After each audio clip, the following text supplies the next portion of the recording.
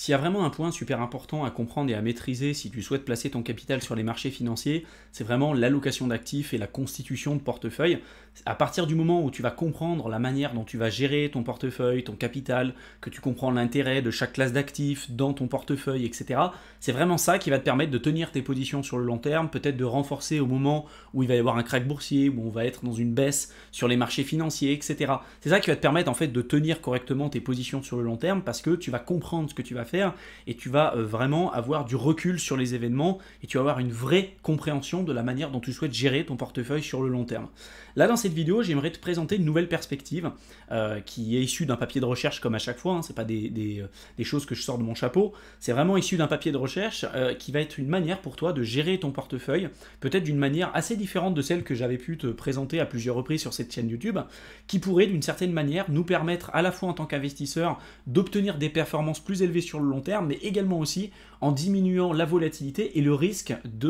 d'investir sur les marchés financiers. Donc c'est tout ce qu'on recherche. On peut avoir plus de performance, limiter la volatilité, limiter le risque, augmenter par exemple le ratio de Sharpe, etc., etc. Donc tout ça, c'est des points qu'on va aller voir ensemble en détail dans cette vidéo et reste bien jusqu'à la fin parce que je suis convaincu que tu apprendras énormément de choses. Donc tout ce que je vais te présenter dans cette vidéo, c'est issu de ce papier de recherche de Meb Faber que je te mettrai dans la barre d'infos si tu veux croiser les informations, parce que là l'idée de cette vidéo, et comme tout ce que je fais d'habitude, c'est de pointer du doigt les points qui sont les plus importants, mais forcément je vais omettre certains détails. Donc si tu veux en savoir un petit peu plus et si tu veux vraiment rentrer dans le vif du sujet et croiser les informations de ton côté, n'hésite pas, je te remets le lien de ce papier de recherche dans la barre d'infos. Donc il commence déjà par nous présenter les différents scénarios en fonction de différentes classes d'actifs, le cash, les obligations court terme, les obligations long terme et les actions, puisque sur l'étude d'analyse qui s'est effectuée entre 1900 et 2011, il y a eu tout un tas de cycles financiers et donc à travers ça, il a essayé de développer un modèle avec son équipe pour essayer de déterminer le pire des scénarios, le scénario médian et le meilleur scénario en fonction de la classe d'actifs qu'on sera amené à analyser. Le pire des scénarios, notamment pour le cash, c'est l'arrêt total de la monnaie parce qu'elle s'est tellement dévaluée qu'on a dû passer à un autre système monétaire, parce que c'est pas basé uniquement aux US, c'est basé globalement sur tout ce qui s'est passé d'un point de vue économique de manière générale, mais ça c'est expliqué en détail dans le papier de recherche, et donc forcément si on a une monnaie qui s'arrête parce qu'elle a trop été dévaluée, le pire des scénarios c'est d'avoir l'arrêt total, donc perte de 100% de son capital exprimé dans cette devise fiat. Également le scénario médian, donc c'est une dévaluation de la monnaie, moins 4,10% en moyenne, et moins 2,3% pour la devise, notamment sur le meilleur des scénarios. Ensuite, concernant les obligations court terme, pareil, on a les trois scénarios, donc la courbe en bleu pour le meilleur scénario, la courbe médian et le pire des scénarios. Donc le pire des scénarios, c'est qu'on a des performances négatives, moins 3,63%. Le scénario médian, c'est on a des performances positives, mais quand même très peu, 0,71, et 2,25% pour le meilleur des scénarios.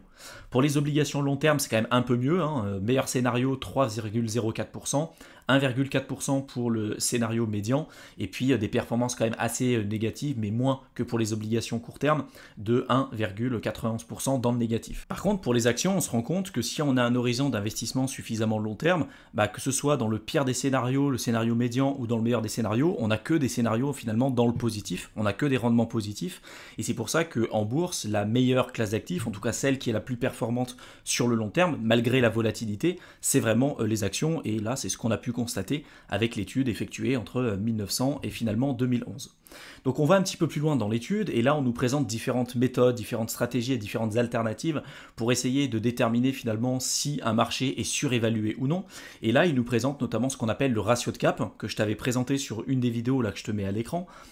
qui s'intitule le S&P 500 trop cher en ce moment. Et en fait c'est un ratio qui va nous permettre de déterminer si d'un point de vue macroéconomique on considère qu'un marché est surévalué ou non. Par contre attention à la manière dont on va être amené à interpréter ces informations là, parce que ça c'est une méthode pour déterminer s'il y a une surévaluation ou une sous-évaluation du marché à l'instant T, mais c'est important de le croiser avec d'autres méthodes d'évaluation. C'est-à-dire que si toutes les autres méthodes d'évaluation montrent également aussi qu'on est sur une surévaluation d'un marché à l'instant T, ça va nous donner un indice de confiance plus élevé. Par contre, si on se fixe uniquement sur le ratio de cap, on peut également aussi avoir des faux signaux, donc il faut faire attention à la manière dont on va être amené à interpréter les informations. Mais l'idée, c'est que de comprendre que par exemple si on a un ratio de cap beaucoup plus élevé que la moyenne à l'instant T, bah, ça veut dire qu'on a peut-être un marché comme par exemple celui des actions pour le S&P 500 qui est considéré comme étant surévalué à un moment donné. Donc peut-être qu'on va décider de placer notre capital sur d'autres classes d'actifs. Ça peut être les obligations, ça peut être sur les commodities, donc les matières premières,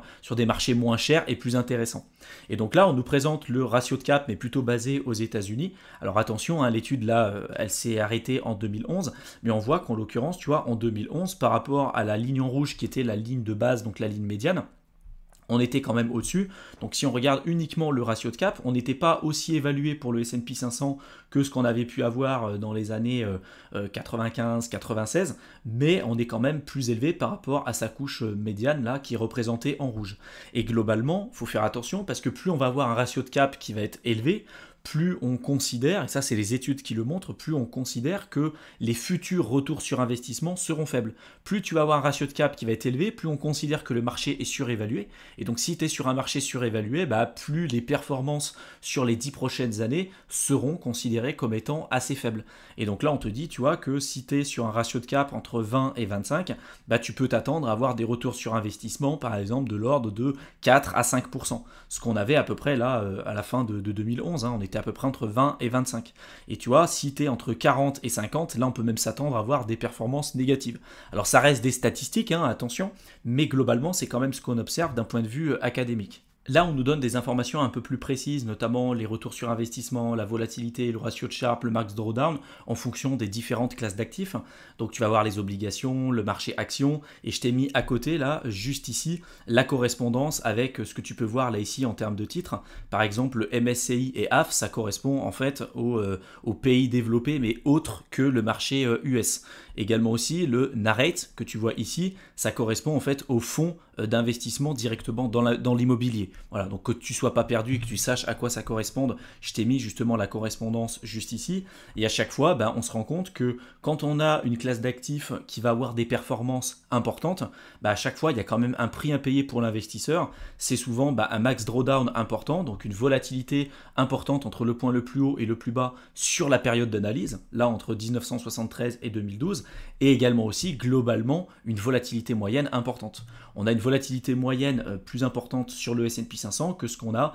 sur les obligations d'État à court terme forcément. Et donc c'est ce qui est traduit là-dessus avec là ici le max drawdown sur le S&P 500 avec une volatilité super importante lors de la Grande Dépression de 1929. C'est là où on a eu la plus forte volatilité. Et puis ensuite on en a eu bien évidemment d'autres, hein, avec la Première Guerre mondiale, la Seconde Guerre mondiale, la guerre de Corée, la crise sanitaire. Alors ça n'a pas été forcément analysé ici, mais tu vois, l'explosion de la bulle Internet. Tu as également aussi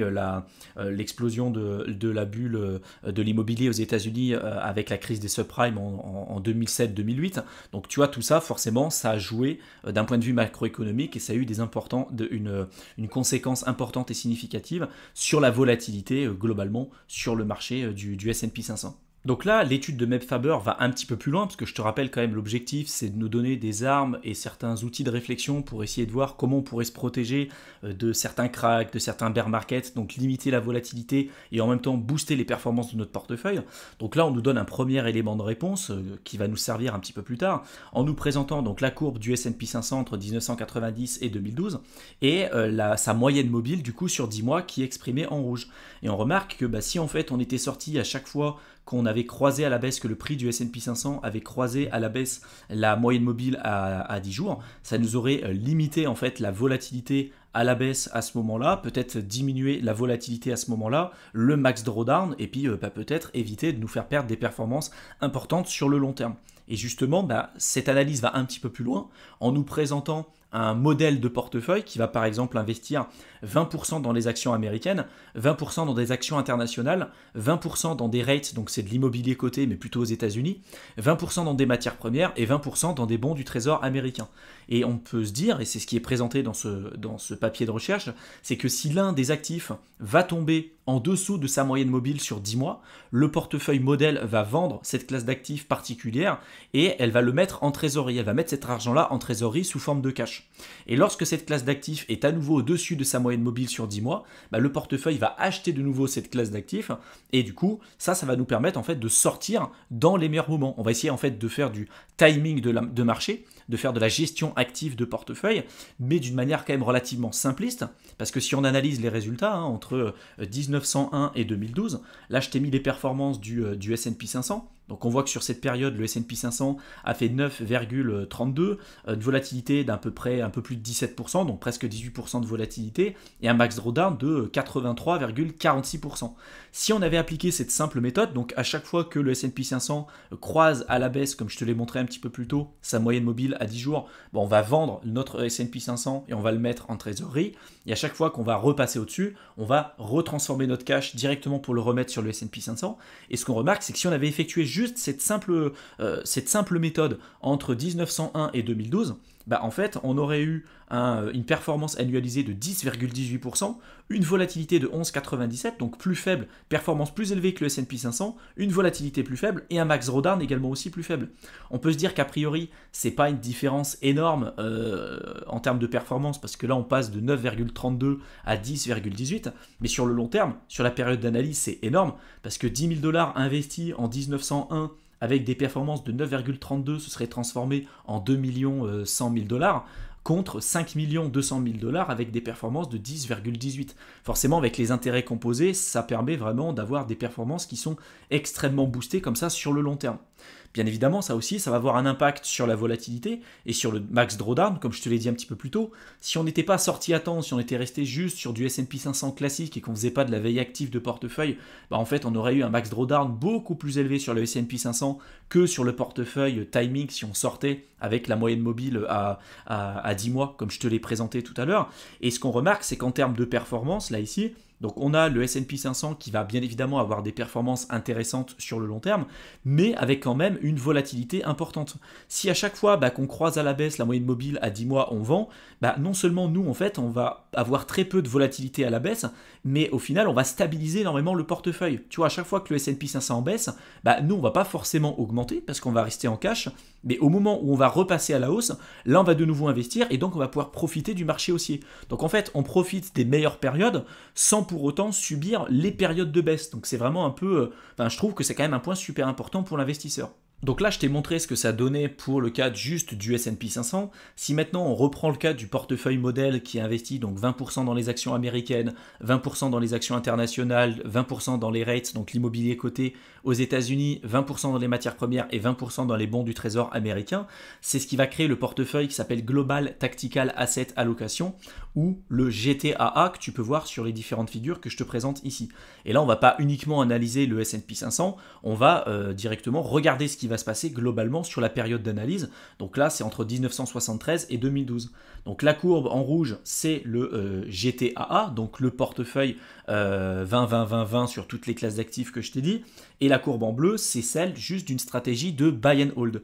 Et ce qu'on remarque, c'est que là, c'est la courbe en logarithmique. Donc on va lisser en fait la volatilité, mais on se rend compte quand même que globalement, c'est une courbe qui va être moins volatile et plus performante sur le long terme. Et là, pareil, si on enlève le côté logarithmique et qu'on se met en linéaire, là, on voit vraiment ce qui peut se passer et les performances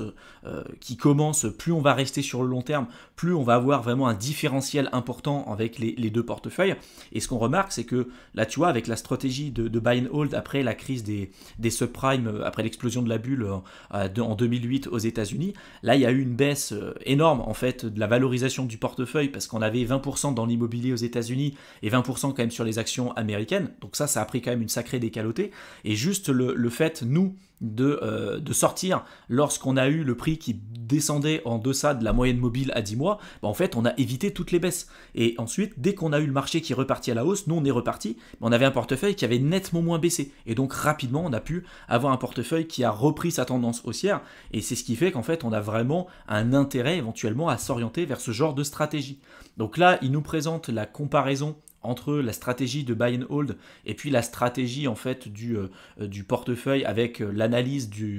de sa moyenne mobile soit sur 3 mois, soit sur 6 mois, 9 mois et 12 mois, et de voir finalement ce que ça aurait pu faire en termes de performance au fur et à mesure du temps. Et ce qu'on remarque, c'est que globalement, en fait, plus on va se rapprocher de la moyenne mobile à 10 mois, plus on va retrouver le meilleur équilibre entre le risque et le rendement. Parce que tu vois, là, si on est sur une moyenne mobile à 3 mois, on a des performances qui sont un petit peu plus faible que la stratégie de buy and hold, mais on a également aussi une volatilité plus faible et un max drawdown qui est bien évidemment plus faible, donc c'est intéressant. Mais si on regarde la moyenne mobile à 6 mois, donc la même stratégie, je sors quand le prix va descendre en dessous de la moyenne mobile à 10 mois et je rachète, donc je me mets en cash et je rachète quand on passe au-dessus de la moyenne mobile à 10 mois. Et là, si on regarde du coup la moyenne mobile non pas à 10 mois mais à 6 mois, on a des performances de 10,30% avec une volatilité de 6,83 et un max drawdown de 9,76, donc là c'est vraiment génial. Si on regarde celui-ci à 9 mois, on a des performances plus élevées,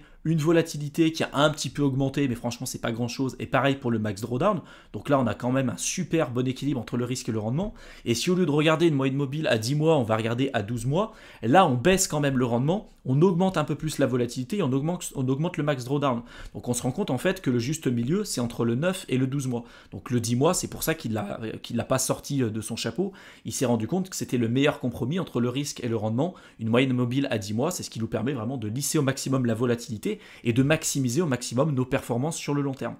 Donc si on analyse le portefeuille GTAA que je t'ai présenté un petit peu plus tôt avec la stratégie buy and hold entre 2006 et 2012, on se rend compte qu'on aurait eu des performances de 6,01%, une volatilité de 7,27, un max drawdown de 9,42, un ratio de Sharpe de 0,61, alors que la stratégie de buy and hold sur cette période, ça aurait été un retour sur investissement de 3,94, une volatilité plus élevée, un ratio de Sharpe pourri, parce que 0,16 franchement c'est pas intéressant, et un super gros max drawdown, donc ça reste quand même une stratégie qui fonctionne très très bien. Ensuite, ce qui est intéressant avec ce papier de recherche, c'est que Meb Faber nous présente certains outils de réflexion et d'autres types de portefeuilles qu'on pourrait éventuellement utiliser pour appliquer cette stratégie que je t'ai présentée dans cette vidéo. Donc on a ici à gauche le portefeuille de base, qui a été l'objet de l'analyse et de ce que je t'ai présenté dans cette vidéo, mais ensuite il nous présente d'autres portefeuilles avec d'autres analyses à l'intérieur pour voir et calculer les retours sur investissement, le max drawdown, etc., et voir si on peut pas encore faire mieux qu'un portefeuille simplement 20-20-20 un peu de partout. Donc il y a le portefeuille conservateur, là je t'ai mis l'allocation à l'écran, tu vas également aussi avoir le portefeuille modéré, tu vas avoir un portefeuille agressif, etc. Donc n'hésite pas à jeter un coup d'œil sur ce papier de recherche, tu as le lien dans la barre d'infos, mais ça va permettre de vraiment nourrir ta réflexion sur le sujet et de voir si mathématiquement tu préfères plutôt t'orienter vers une approche passive plutôt simple de buy and hold, avec les problématiques aussi que ça engendre, ou alors si tu veux plutôt avoir une approche, on va dire, un peu plus active de ton portefeuille, avec aussi les risques qui sont liés à cette approche, mais les bénéfices aussi liés avec ce genre de stratégie. J'espère en tout cas que cette vidéo t'aura plu, qu'elle t'aura intéressé et qu'elle t'aura été utile. Si maintenant tu veux en savoir plus sur l'investissement en bourse ou sur les marchés financiers de manière générale, je t'ai préparé un programme de formation offert que tu peux rejoindre simplement en cliquant dans le lien que je t'aurai mis dans la description de la vidéo. Donc tu verras dans la description, je te mets un lien, tu cliques dessus, tu rentres ton adresse mail et je t'enverrai le contenu directement dans ta boîte de réception. Je te souhaite une excellente fin de soirée et je te retrouve dans une prochaine vidéo. À bientôt.